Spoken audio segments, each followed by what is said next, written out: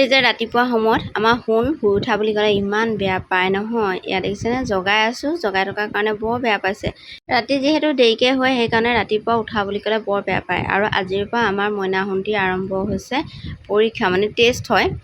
তাৰপিছতে সোনকালে উঠা হ'ল, উঠি কৰি সিহঁতি খাই বৈ স্কুললৈ যাবলৈ ৰেডি হৈ গ'ল। আৰু মইনা অকণমান সোনকালে যায়, শুন্তি অকণমান দেৰিকৈ যায়।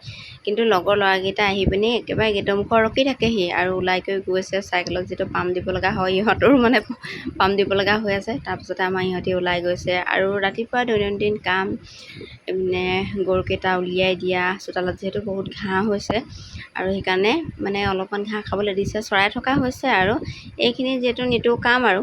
তাৰপিছতে মই গা পা ধুই কৰি আহিলোঁ। আহি কৰি মোৰ গালত এইটো দেখিছে অকণমান কিবা এটা হৈছে, চিকুটি দিয়াৰ কাৰণে ৰঙা পৰি গ'ল। পাকঘৰৰ কামত সোমালোঁ আৰু ৰন্ধা বঢ়া কাম। ৰাতিপুৱা যিহেতু ল'ৰাকেইটাই আলু ভাতেই খাই যায় সদায়, আৰু মই এতিয়া ৰান্ধিবলৈ আহিছোঁ মানে দালি চব্জি। কিন্তু আজি ভাবিছোঁ অকল দালিকে বনাম, দালিতে মানে সকলোখিনি দি দিম।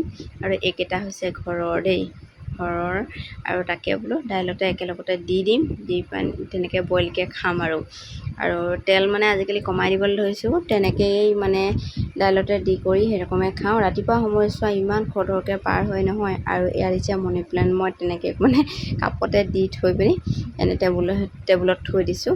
আৰু তাকে বোলো দেখুৱাইছোঁ আৰু আমাৰ শুনক এতিয়া বোলো ভাত খুৱাই লওঁ, যিহেতু মইনাহঁতিয়ে খাই গ'ল। কিন্তু আমাৰ শুন উঠাত দেৰি, সেয়ে তাক ডাইনিঙতে বহাই থৈছোঁ। বহাই পিনি এইয়া তাক খাবলৈ বুলি ৰেডি কৰিছোঁ, ডিম ফ্ৰাই কৰি দিছোঁ।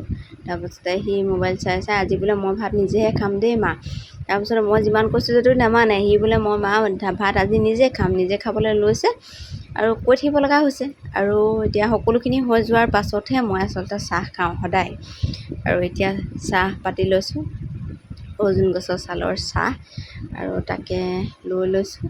এতিয়া তাৰ শুনক ভাতো খুৱাই থাকিম মানে, আৰু সি নিজে খাম বুলি কৈছে যদিও মানে কি হয়, মই যেতিয়ালৈকে খুৱাই নিদিওঁ মোৰ মনৰ শান্তি নাথাকে। আৰু সিনো ক'ত বাৰু ভালকৈ ভাত খাব, পেট ভৰাইতো ভাত নাখায়। সেইকাৰণে মই তাৰ ওচৰত বহি চাহো খাম আৰু শুনক খুৱাইও থাকিম। আৰু এয়া হৈছে আমাৰ নামঘৰৰ মানে ভাগত পৰা মিঠৈ আৰু জেলেপি। তাৰপিছত শুনৰ ওচৰতে বহি আছোঁ, অকণ ভিডিঅ' কৰিছোঁ আৰু তেনেকৈ।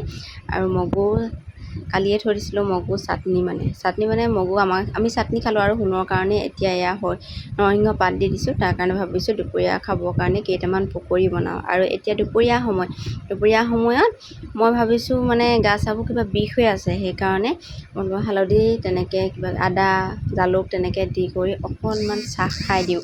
আৰু তাকে ভাবি সেইখিনিও উতলাই আছোঁ, শুনৰ কাৰণে পকৰিও বনাই আছোঁ। আৰু ল'ৰাটোৰ লগত আচলতে লাগি থাকিব লাগে, তেতিয়াহে আচলতে সি খোৱা বোৱা কৰে। আৰু এতিয়া তাৰ মানে স্বাস্থ্যৰ ওপৰত মই বেছিকৈ গুৰুত্ব দি আছোঁ, কাৰণ তাৰ দেহাটো সুস্থ হৈ যোৱাৰ পাছতে, ভাল হোৱাৰ পাছতে আচলতে মোৰো মনৰ শান্তি হ'ব, নহ'লে মনৰ শান্তি নাই।